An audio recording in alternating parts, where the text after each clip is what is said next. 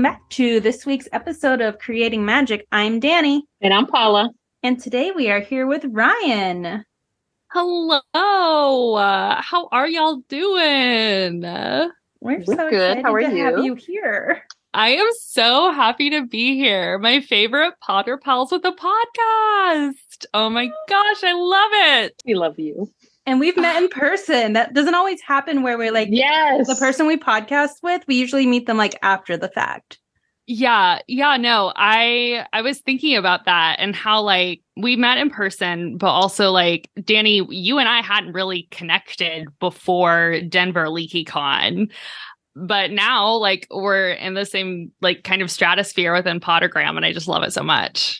I want to say I did my homework this weekend and I love the pod. It's y'all are just such great people and such sweet hosts. It's amazing. Don't make me cry because I will cry. It's on my bingo card, so deal with it. Ryann, why don't you introduce yourself and give us a little background on you? Yeah, of course. I'm more than happy to. My name is Ryann. My pronouns are they, them. I currently live in Washington, D.C., and I'm a Slytherin. What else should I add? What? And I'm here to talk about pins. Yeah, I don't know. Collecting pins. Pins, that is. Who, me? Yeah, no, yeah. I'm here to talk about the fun shinies. Why don't you tell us how you got into pins? Because Yeah, I'm an observer of the pin world. yeah. Paula claims to not collect pins in and out of the pin world. Yeah, I was actually wanting to also ask y'all, like, from like your perspectives, how do you view pins? But getting back to like how I got into it is, I first started like amalgamating pins that were like not fandom specific, and just like to decorate different like lapels of jackets or like of like suit jackets, collars of shirts. Okay, so my friends have started giving me like they them pronoun pins, and then I found the social media post that's like how to cancel J.K. Rowling but still be like a Harry Potter fan. And part of that post was also to talk about rejecting licensed stuff or like how to not put money in J.K. Rowling's pockets, basically. And I already like from like an aesthetic perspective, don't really like registered merch because like I am in Slytherin. I am not in Slytherin, a registered trademark or the Warner Brothers Corporation. And I feel like they're like their commitment to like putting that trademark and registration on every piece of merch is just like, it's such an eyesore to me. But like I found this post about like where you can shop to support like small creators. And my friends Dylan, Ross, and Jeanette of Oddment and Tweak were on that list. And I just kind of fell down the rabbit hole that way, seeing what was available like fandom wise and seeing that there's this whole world of fandom creators and pin stuffs that I got introduced to. And that was like in 2021, like mid 2021. And it wasn't until probably latter half or not even latter half, like the last few months of 2021 that I found Pop Shop. And I found like the Osseo Facebook group. Yes, I say Osseo because I am weird like that. That's how they said it in like the Goblet of Fire / Order of the Phoenix, like Nintendo Wii video games, and that just stuck with me. But like it's like the Osseo Potter Pins Facebook group, and then I found like the whole world of Pinstagram as well. Paula, how did you get into pins? Yeah, besides and like Paula collects hobbies, and I'm going to just consider pins a hobby also. Yeah, and also like Paula, from your perspective, like what do you think like Potter pin collecting, like what does it look like to you? Me? What does it look? I think it's different for everyone. I think like when you first showed me yours, I loved that your stuff was like themed. Like you had like all your gold pins together and the green ones, and I was like, "Oh, this is nice." I was like, "Damn, they know what they're doing." So for me, I'm trying to think. I don't know how it happened, to be honest. I I'm trying to think. My first pins were given to me. They were a gift. And oddly enough, it was given to me by Kim and Madi, and they gave me the same exact pin. Was it a Neville pin? It was Neville's Trunk by Sunset Road Co. So it was the same exact pin. And I was like, wow. Like, I was like, man, I had no pins. And then I was like, Neville stuff is not easy to get. Like, now I think it's easier now. But before it wasn't. And I was like, oh, I could totally like just get Neville pins, because I like Neville things. And I love Neville. So I was like, oh, I'll do this. But what happened was Pop Shop happened. And then I was going in there and it was like I was buying stuff that had nothing to do with Neville. And that, like, Amy had come up with that joke about like Neville adjacent. Well, Neville ate a chocolate frog once, like things like that. So it just turned into, and it got a little out of control, just a little. I think that is like kind of the like, and I'm going to say this as someone who like, I have not been pen collecting as long as like other people have, like Big Fat Lanyards, who you mentioned, JM Loves Pens, Night Phoenix Designs, like people that have like been doing this for a while. I'm not anything like them. I also am like not going to come on this pod and like claim to be anything of like an expert in this. I'm just a fool who likes the shinies. But like it is in my experience, like when you start collecting, there is this feeling of like, it's kind of like a Pokemon, like gotta catch them all situation where you're like, oh, but they're so fun. So you like set rules for yourself and then you're like, wait, no, I just broke the rules. Crap. And like it can happen. Yeah. Or you find ways to make them fit into the rules, like Neville adjacent.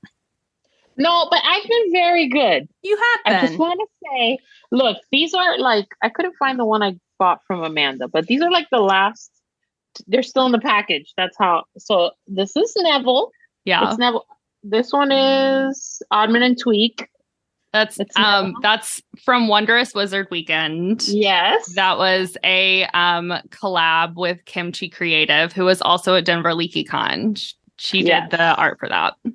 And then I got these little remember-alls from Sophie at Nimbus Designs. Yes. I have all of them. And she's going to be at Leaky Chicago. I'm so excited.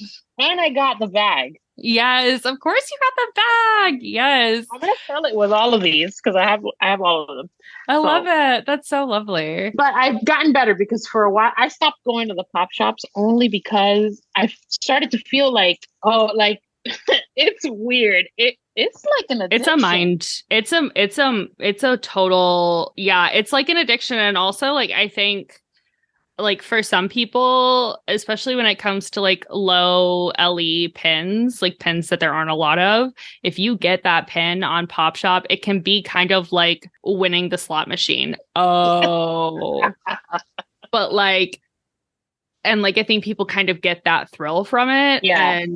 But there are also people who don't like Pop Shop who I've talked to who it's like, it's too much for them. Like it's overstimulating. Like it's Pop Shop, I think needs to work a little bit to be like more friendly to our neurodivergent friends.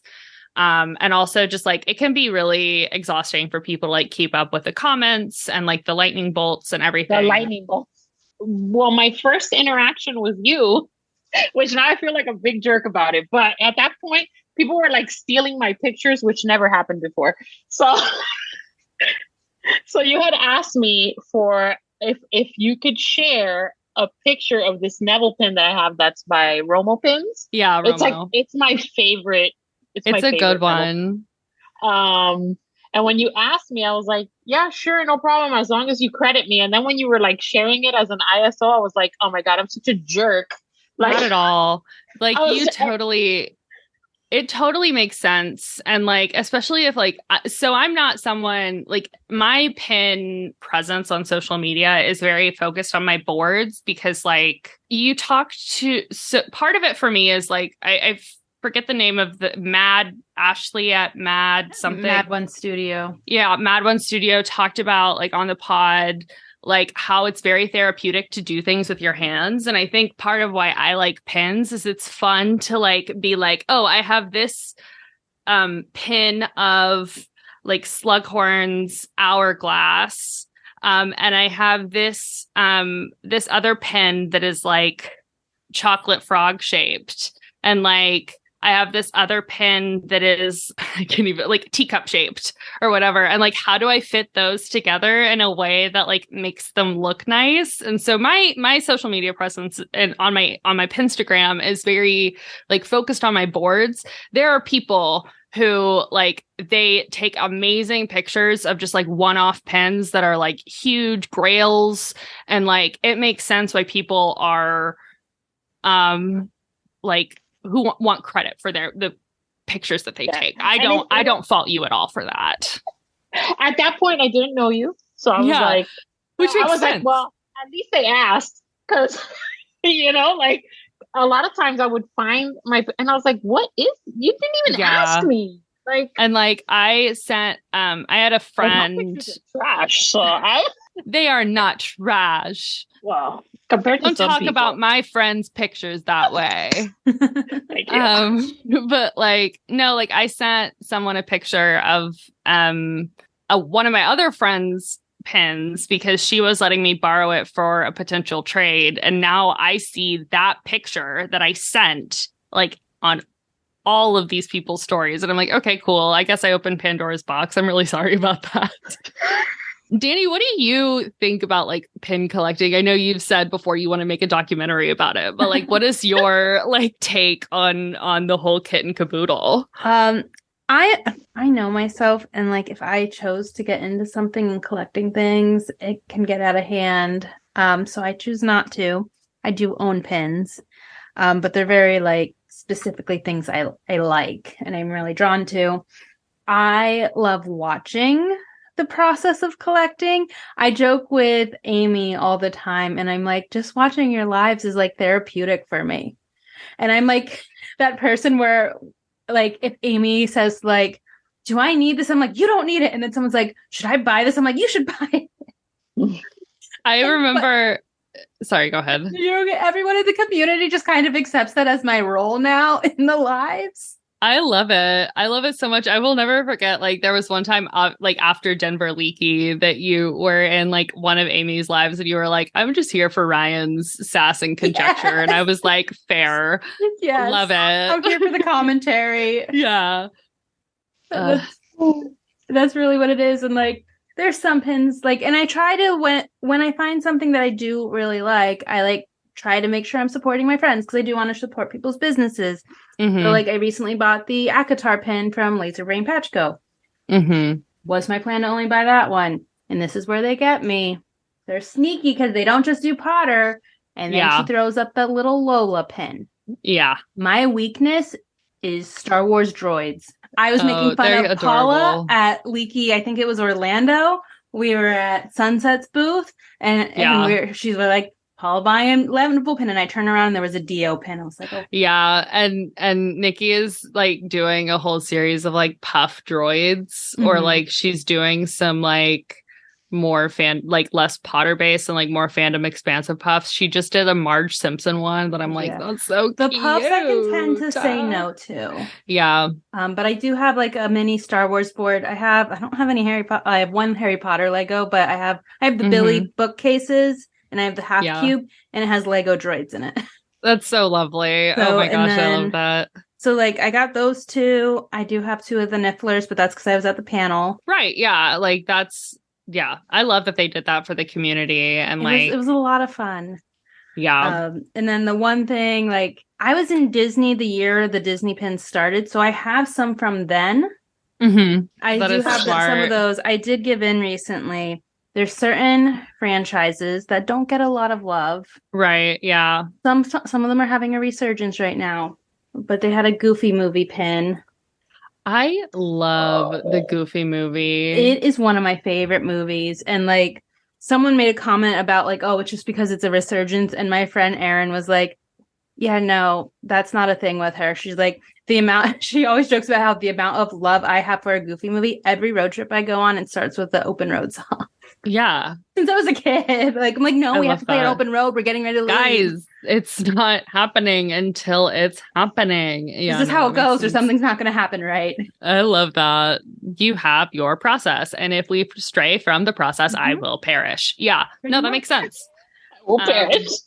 I love watching it and learning about it. I love the creator side of it. Truly, like, I have to commend these creators, man. Like, I don't get how people come up with such amazing art, such amazing, like, just technical structures. For the ideas, like when they have like the spinning stuff, and I'm like, pin on pin, how do you like yeah, pin on pin. I'm like, where? And like, I've ended up in spaces where trading is taking part, and I'll just ask people, like Caitlin is one of them. I did the string lit ink. I'm like, can I just flip through your book? Yeah. So I like looking at the artwork.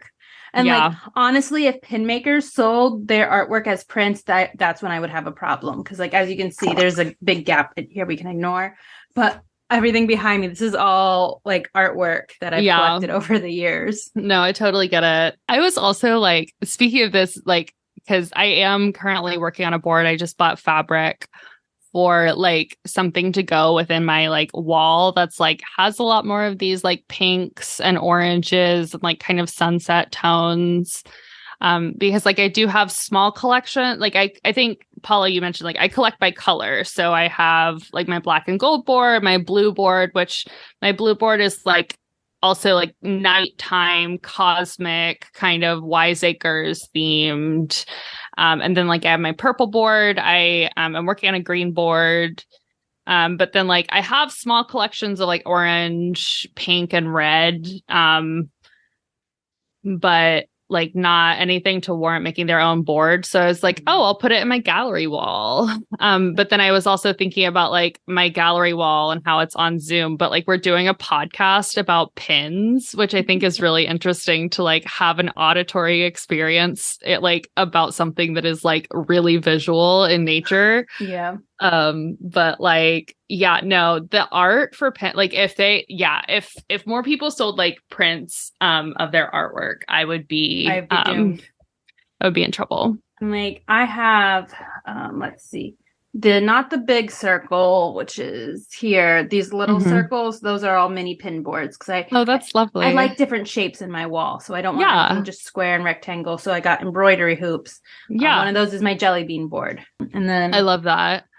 I don't have embroidery hoops as like as pin boards, but like this is an embroidery hoop that I like sawed the inner circle on and turned it into like a washi tape holder. Oh, cool. So because also a lot of pin makers sell washi. Oh, I love washi tape. Me too. You just like I love just all of the shiny little fun things, and also like washi tape is a thing that often gets included in pin mail. So. When you are buying pins, like I know you said you do your boards by color. Is there themes that you like, or is it really just like if it fits in the current color plan you're working on?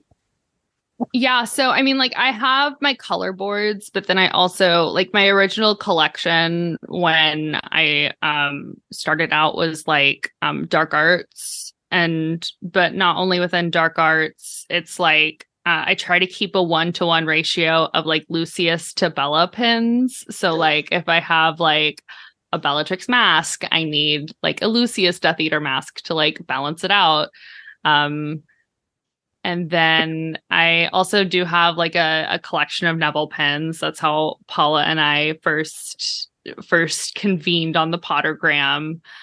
I guess other like rules that I put in place for myself, because I'm not trying, like, I commend people who have like super big collections. I am not trying to win pin collecting though. Like I'm not trying to catch them all. So like I have kind of a rule for myself of like, I don't collect face pins except in like specific circumstances, because every rule needs a good caveat because I'm in Slytherin. I stay away from face pins or like pins with faces on them. Shadows or silhouettes are fine, but like no faces. And then also I don't really know how to put this other than like the tones need to be toning. And so like my green collection is very like Rita Skeeter green, Slughorn's Hourglass. They're not really olive tones, and like I do have some olive toned pins. But like that's not on the green board. And like my purple board is really like it's lavenders and lilacs and like very vibrant purples. It's not really like your plums or your magentas, nothing too pink or nothing too blue. And like sometimes that just is like a thing I have to see in person. And so like I'll buy a pen and then I'm like, oh no, the tones aren't toning. As one who wears exclusively earth tones, yeah, I get it. Yeah, the tones have to be toning. Yeah, It's not to do with It's totally going to be a thing now. Yeah, I'm going to add that to my daily vocabulary. Thank you. I appreciate it. You're welcome. Not toning. Yeah, and like it's like as I said, like I have a really small collection of red pens, but that's also because like the red pens that I like have to be red, not oxblood, not maroon, can't lean too pink. They have to be red. You should totally do a video of you like getting a pen and putting it next to it and be like, this. WikiCon Chicago is going to be amazing. There are so many pen folk who are going. And like I wasn't at Orlando. I was just at Denver, which was which sounds like it was like a lot smaller than Orlando for a number of reasons. I think it was the setup. Yeah. Like, I think it was just it had less people, but like more / not better, but a better variety of vendors. Yeah. It was like this weird, like I preferred the Denver marketplace. Mm-hmm. But the Orlando experience. Yeah. And Paula wasn't in the marketplace because she was like, I remember running into you like during the weekend and you would just be like, I can't do that. I'm poor. I'm poor. Sandwiches, okay? Yeah. No, I totally respect it. Like, but no, I'm interested to see like what LeakyCon Chicago is going to look like for me because like, unlike y'all, I'm not as much on the Pottergram, so to speak. And also, like, I am more than happy to be like, I jokingly say, like, coffee intern and like be running errands for people who are like out, like doing the things, doing the meetups, making the reels, who are like at the booths, being vendors. Your team B. Which is a huge compliment. Yeah, like I very like acts of service is very much like an important thing for me. That's like but like I'm very interested to see what LeakyCon Chicago looks like for me. It's gonna have a variety. To see with like the changes and stuff, what it'll look like. I'm excited to see it. I think I've said it before. I'm a hobbit now. I love it. That if people start coming out with Pedro Pascal pens, it's over. It is over. It is over. I would have to. I just have to quit Instagram. No. Don't send them to me. Okay. They have to find their way organically to me. By organically, do you mean me sending them to you? Post them in pretty your organic. Story. It's not sending it directly, and she'll just flip through it, and she's like, "Oh, yeah. Oh, what is this?" Part of what I love about like pins is it's like this is kind of like a double-edged sword. Is it's like none of it really matters. Like it's not life or death, right? But at the same time, like it is a thing. Like the other side of it is it's a thing that people are investing their time and money and energy into. And like I'm not about to devalue my time, money or energy, and I don't like it when other people do that. So like there is that side of things, but like to me, like my pen account, like my stories are just like stream of consciousness because like we all need levity in our lives. I live in Washington, D.C. I lived at the time of January 6th, 2021. I lived less than a mile away from the Capitol. And I like was having to like watch CNN and like watch the coverage of what was happening while I was like hearing sirens and like helicopters outside. And in the weeks following that, the National Guard was in Washington, D.C. And there's a reason I'm bringing this up. I'm not just trying to like lower the mood. I'm so sorry. But like, it's okay. there is like, but like the National Guard came into DC, and like even to get to the nearest grocery store, I had to pass by 2 fully armed National Guard like stop points. And so I just like, I think part of the reason I got into pens is because I stopped leaving my house. Like, I was very like, that was just kind of a moment for me of like, okay, like I'm going to shut off the news. Like, I don't really need to do anything super crazy. Like, I'm just going to like have some fun and fool around. And that's really like what my space like within my pen account is like, it's a place for levity. Because like my day job and like all of our lives are filled with such like chaos. Like, we don't really need like, let me have my like possum memes as a treat, please. Yeah. And that's why I posted, and I'm big on like not apologizing for what you post as long as what you're posting is not hurtful. Yeah. Like, I never apologize for an absence, or I just say like, hey, you know, I have stuff going on, but I don't believe in apologizing for things like that, because I'm more than the account, right? I'm like a real person. I have real things that are happening to me every day. I have things that I fear. I talked to you about it the other day, like, you know, raising kids and these things that are happening. And I don't know what my kids' future holds. And so like, I have like all this stuff that's like constantly in my brain. So when I'm sharing stuff, I'm sharing things that I connect with, or that I feel it's happening. You might get your free space.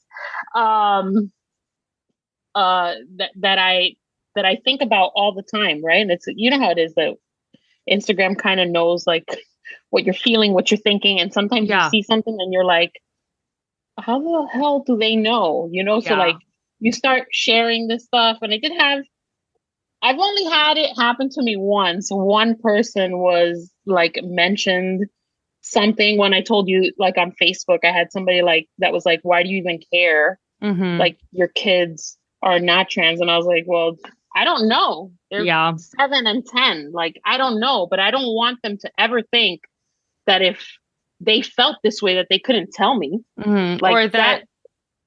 Yeah. Or if they have friends that feel that way, that it's okay to treat them like they're lesser than. My sister's best friend is trans. Like, you know. And they have just as much humanity as you do. And I think, and I think part of why my social media presence, like within my pin account, is the way it is like in part, like, because I just need a place to unwind, but also because like, I think I am the first they, them that a lot of people have met. And that's not something that I take lightly. And I want to create a space where people feel like I am approachable, and that they can ask me questions if they need to. I love you so much. I love you so much. I love both of you so much. I was like, oh my God. It was amazing. Like, but like, I want to be like, and part of it is like my own anxieties about the way that I was raised and the environment that I was raised in is like, kind of have to kill to eat for respect. And so like I try like on Pop Shop and on like lives and in social media and in the pin space to be as like personable as possible, because I think like if it makes it a lot easier for like if someone refers to like and Amy I've talked to Amy about this, but like there have been times like my name's Ryann first and foremost, like I've always been called he, him my entire life. And then Ryann. There's that. There's Ryann versus Ryann, and then there's also just like people thinking I'm a guy, which is fine. Like I don't have a relationship with the gender binary. But I've been called he, she, a lot of different things, but like it's easier, I think, whenever I'm being folksy and jokesy for people to understand that I'm not coming from a place of malice when I'm like, no, actually, like you meant to say they. Like it's they are claiming this pin. Right. Yeah. Sorry, that was a weird diatribe. I didn't No, it's just like this is so normal. Like this is the people norm. like you that allow people to feel approachable. So And like the thing is also like, and I've talked to people about this, is it's like I walk through the world with my existence being the way it is. I was assigned female at birth. I have very feminine traits. And so people are going to call me ma'am and call me she as I walk through the world. And if I got mad at every person, every sales clerk or like food service person who called me she or ma'am, I wouldn't have any energy for the important things. It happens. I don't like to be called ma'am either, but it happens because I'm 46. But yes, I don't in think some anyone cases likes it's to just call me. pedantic. Yeah. right. I have a Do question for you. How many pins do you have? More or less. do you know? Like I an was estimate. thinking. I was Do you thinking. know? I don't know. Okay, so what are we considering pins? Because like there is also the Community Tree Project, which is like Laser Brain Patch Co., Oddman and Tweak, and Sunset Row Co. have made these like tree pins that are magnetic. And then people can make either like can DIY or like design their own magnets for the trees. Yes.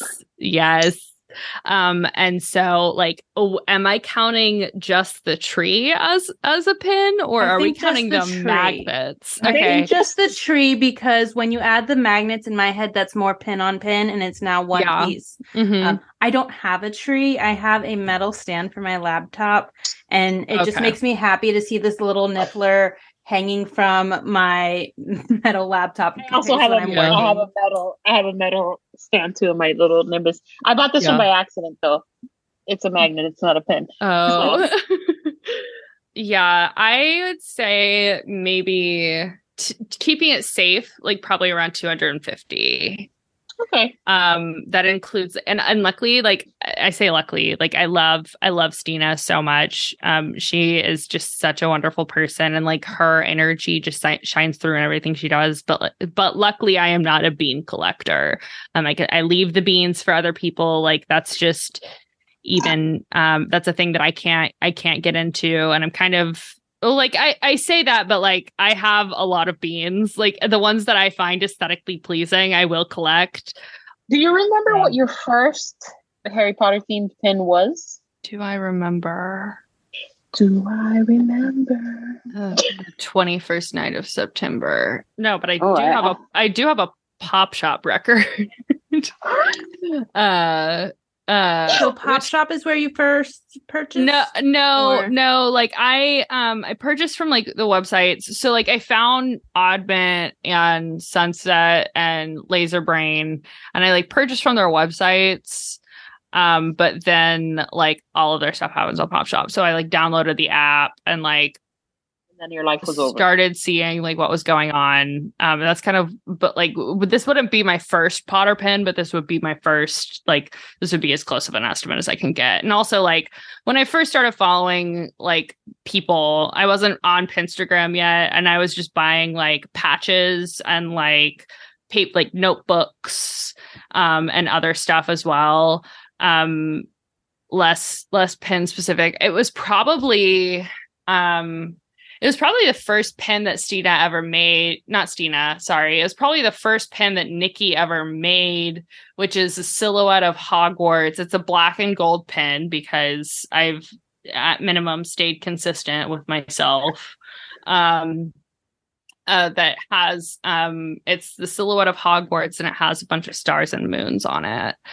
That was probably like my first. I think I probably bought like a skull, like a little skull that was supposed to go in like a Borgin and Burke's display, or Borgin and Burke. I don't know if the shop is possessive or not. Display. Me neither. I say it wrong all the time. I was reading. What was I reading? This is like totally off topic, but I have to say it. I was listening to a Harry Potter book, and the way he said Dervish and Bangs. I thought it was Dervish and Bangs, and it's like Dervish and Bangas, Bangies or something. And I was like, what? I felt like the first time I heard Hermione out loud. Like I was like, what is my life? This is a lie. Paula, are you a shipper? Like, because I get weird when people ship Luna and Neville. To me, So it was not. I wouldn't consider myself a shipper because I'm not like, She's just pro Neville Oh. and pro Matthew Lewis. Yeah. yeah. I'm not a shipper, but I think they would be cute, but I know that they're not, you know? I just, I think that we should, for me, as like an ally to straight people, I just think that like we should let straight people be friends. But like, what do I know? Feel free to include that in the pod. I didn't think about it that way.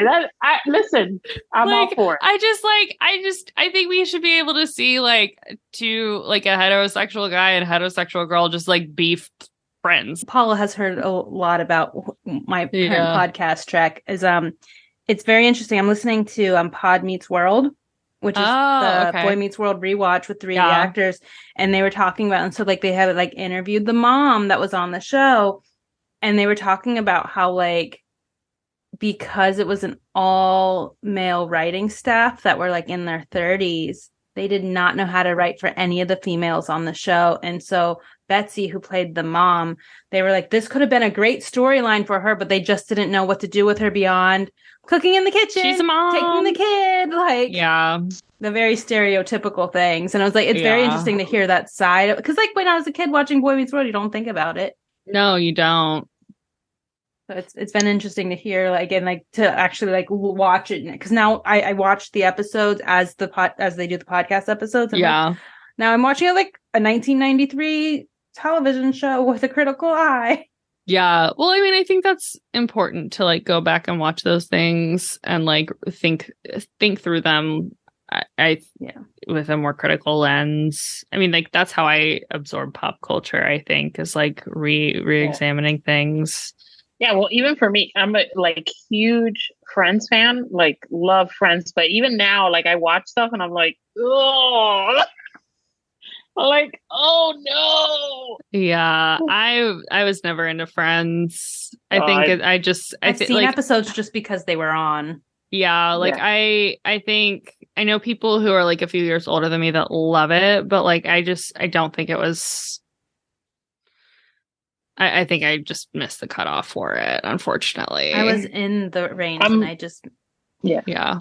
Yeah, for me it was like everything, but like anything, just like what was it that I was watching the other day that I was like, my God, I never, like, and I feel like that shows growth, right? Because I could just watch it and just it not make me feel anything, right? Like some people who are like, well, that's just the way things were, like. Yeah, I feel like it's important to like watch something, and like when you rewatch it, if you still don't think that something that was cringe, then there's something wrong with you. Mm-hmm. And that's like this podcast, they'll be like, this was not a good situation. Like this is a cringy episode.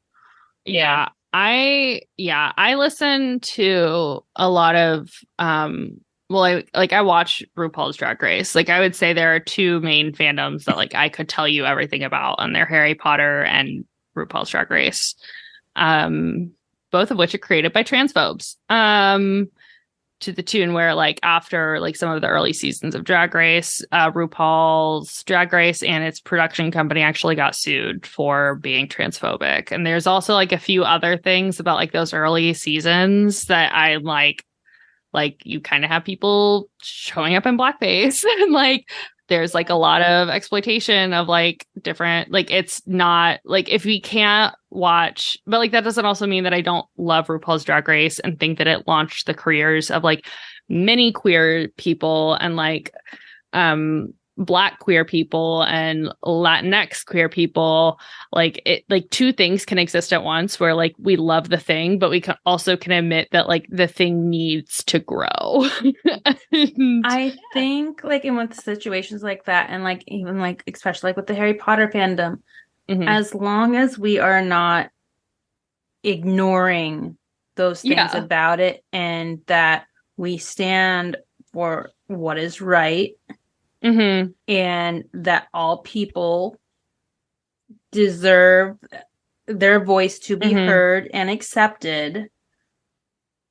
That like sometimes you can still consume things, but you need to be aware Yeah. of the implications. Yeah, and I get real. I mean, like I saw something today where someone was like, J.K. Rowling needs to be involved in like a TV series in a more like in a role that's stronger than the role that it's currently in. And if Warner Brothers and HBO aren't willing to let her do that, then they need to not do the project. And it's like No one wants her on the project. she is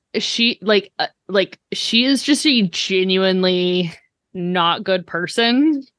Like I can't see a situation where like anybody would feel comfortable with her in the room, like being like, hey, here's what your character does.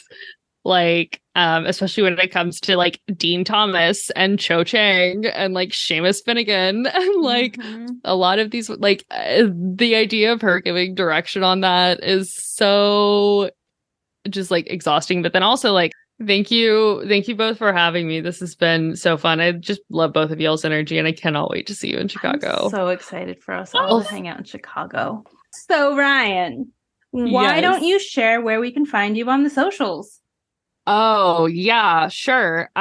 Whichever ones you choose to share. Yeah, of course. You can all of my accounts are private, for capital R reasons, but like if you want to follow me, please feel free. My Instagram, you can find me at Ryan's Pin Diary. That's RYANNS.pin diary. And yeah, follow for possum memes and cynical nihilism. And also pins.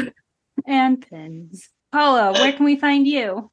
You can find me on TikTok and Instagram and Twitch at Unconceivable. She said, I'm a gamer. I'm a gamer. What about it? What about it? Dani, where can we find you? And as always, you can find me at Mandrakes and Mischief on the gram, and you can find the podcast at Creating Magic Podcast. And until next time, keep creating. Now, if you two don't mind, I'm going to bed before either of you come up with another clever idea to get us killed, or worse, expelled.